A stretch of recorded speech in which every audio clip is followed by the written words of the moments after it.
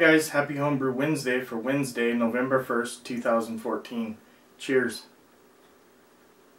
So what am I drinking here today? I'm drinking a glass of apple raspberry.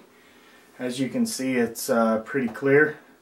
I bottled this up over the weekend and it tastes really good. I had about 3/4 of the bottle that I couldn't cork, so we're giving it a whirl.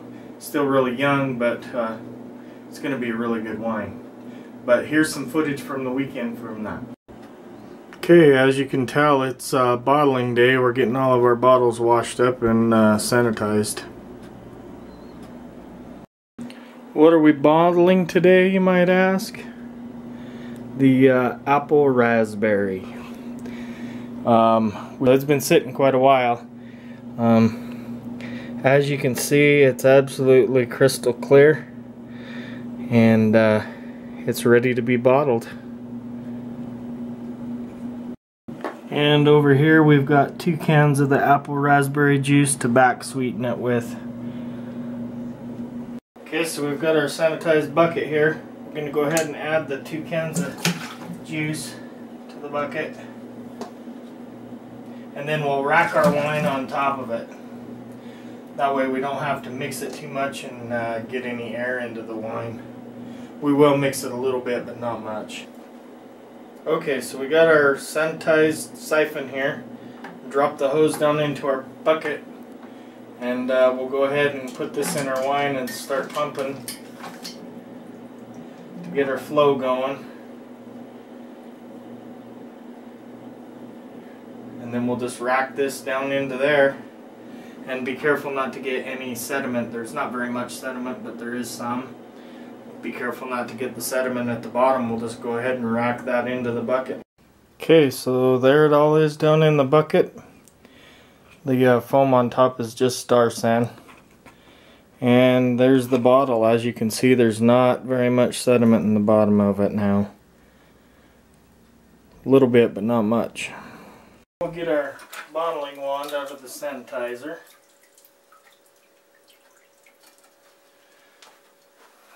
We got it, and we'll go ahead and put that on the end here.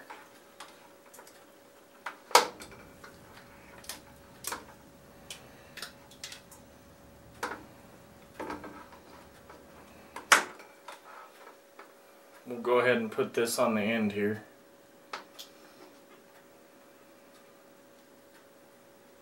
Just slip the hose over the end there. And we'll stick her down in a bottle, and we'll give it a few pumps here. We've got to get it down below the bucket.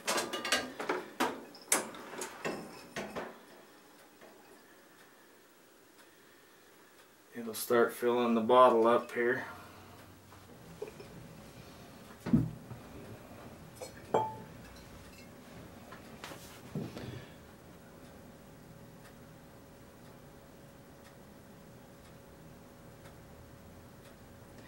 Then you just let it fill all the way to the top, then you pull the wand out and it'll leave you the perfect amount of space in there. And when you lift up on it, it'll stop the flow.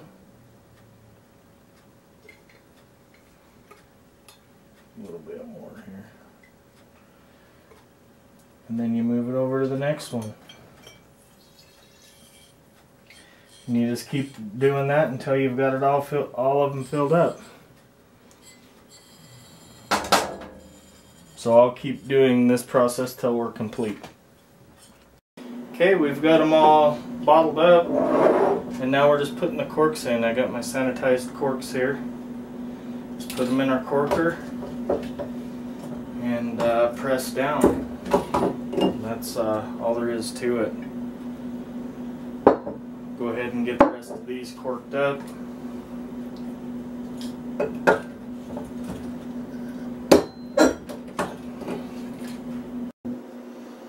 Okay, and there we have them all corked. We ended up with 25 and 3/4 of bottles.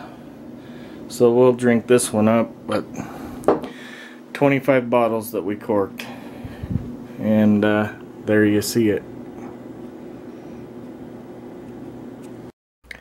Okay, so we've had them sitting upright in the cases here for a few days now, so now it's time to put the shrink caps on them and label them. So we're just filling a saucepan here about halfway full with some water, and then we'll heat it up to boiling.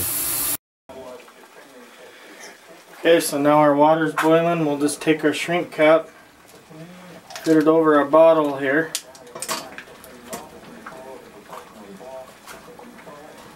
Then we'll kind of hold it with our finger and dip it down in there for just a second. Twirl it, pull it out. Then I take a towel and dry it off and wipe the bottle down.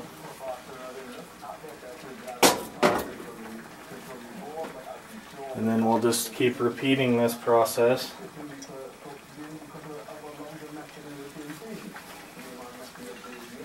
until all of your bottles are done.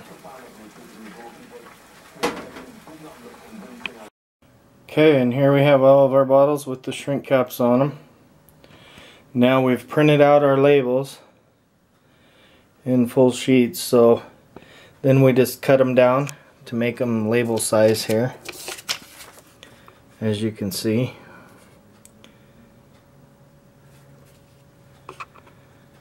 And then we'll just glue them on. Okay, and then once you have that done, I just flip the label over, take my glue stick, and go all over the back of the label. Make sure and get the edges really good. And then once you have that, then we'll take the bottle, line our label up. I usually press one side down and then just kind of run my finger across the rest of the way. And there you have it. So we'll just continue to label the rest of them, and then they'll be ready to do whatever you want to do with them. I'll let them age for a while. Okay, so here's a few specifics on that wine. I actually started that on New Year's Day at the beginning of the year this year. Racked it into secondary a week later. We started with a SG of 1.092, and we ended up at 0.998. So it's 12.35% ABV. So it was in it fermenting and then aging and things for almost 9 months. So like I said, you can still taste the alcohol there. It'll tame down after a little bit, but really good wine. Now I'd like to show you guys some coasters that I made for out here in the pub. Okay, so we'll just go over here to the bar. I've got them laid out on the bar here. It's just some of my labels, and I've put them onto tile and made coasters out of them. As you can see, they slide really easy and things. So yeah, if you guys are interested in how I made those, let me know, and I will show you. Get it in the light here where you can see it. So yeah, they turned out pretty good.